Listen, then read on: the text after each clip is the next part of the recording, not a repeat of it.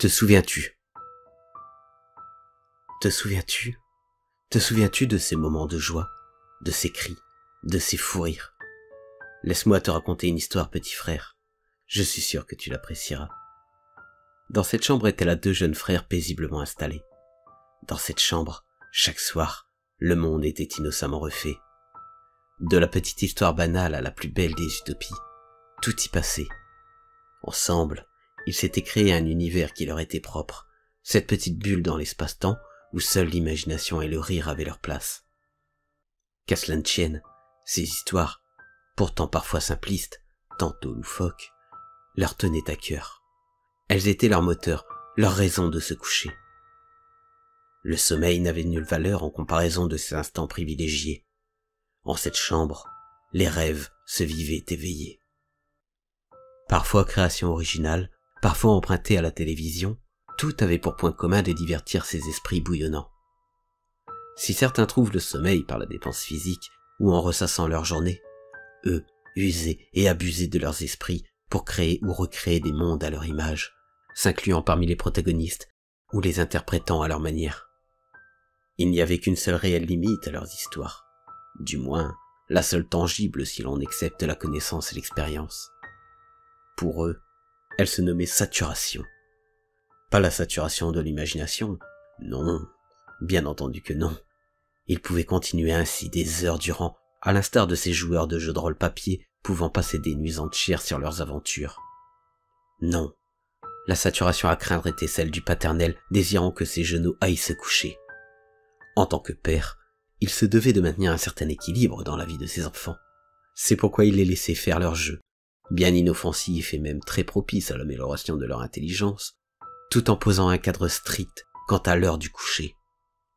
Bien entendu, joueurs et insouciants comme ils étaient, ils continuaient malgré les restrictions et le narguaient, riant et se moquant de lui, de sa direction ferme mais aimante, sachant pertinemment qu'à un moment viendrait le temps de la fesser.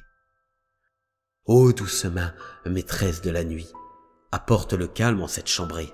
De ta juste colère, claque les fessiers de ceux qui de toi se sont moqués. Après punition, si de plus belles les rires continuent, n'hésite jamais à revenir châtier ces jeunes culs. Que de belles fessées. Pourtant, chaque soir, elles ne les empêchaient pas de recommencer. Elles étaient même souvent de petits entr'actes dans leur jeu. Une petite pause un peu douloureuse mais nécessaire. Parfois, entre les cris et hurlements, quelque peu surjoués cela dit, volant à travers la chambre on pouvait entendre, si l'on avait l'oreille à l'affût, une voix, une autre voix, légèrement plus aiguë et difficilement localisable. Cette petite gorge ne poussait pas de bruit de gorée comme celle des deux gamins se faisant martyriser le popotin. Non, elle riait. C'était les rires qu'elle poussait là, et quels rires, les pires, des rires moqueurs.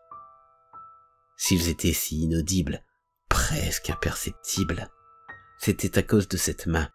Elle essayait de se faire plus forte que cette bouche qui pouffait, cherchait à retenir chaque bruit. Ces rires venaient du troisième larron, petit cadet vicieux de la famille, cherchant inlassablement à s'incruster avec ses frères. Tantôt était-il accueilli agréablement, tantôt un coup de pied lui faisait gentiment signe de partir. Mais si par malheur il se trouvait à moitié caché sous le lit, à l'heure de l'entr'acte, la colère de la main s'abattait aussi sur lui, le traînant hors de dessous et le ramenant manu militari à sa couche.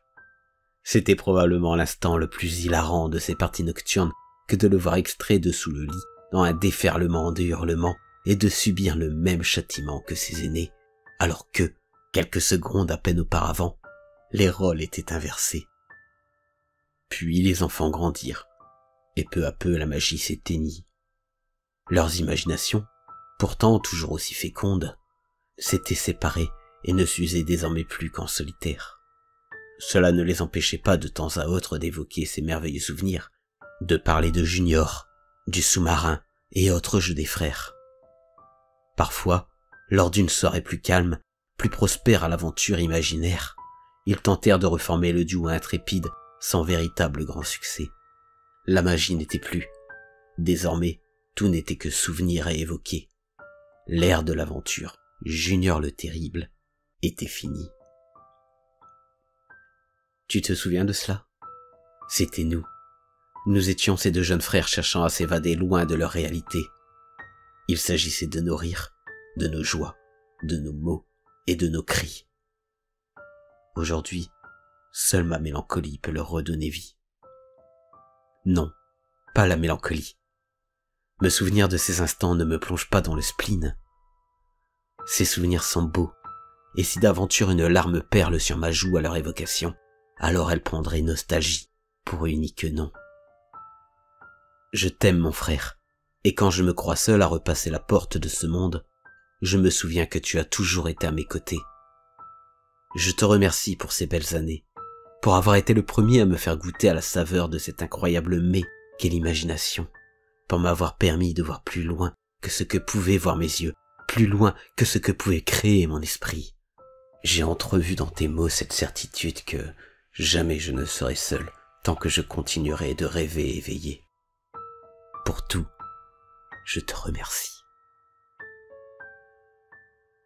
Si vous avez été ému par les mots que vous avez entendus, n'hésitez pas à liker, commenter et partager cette vidéo.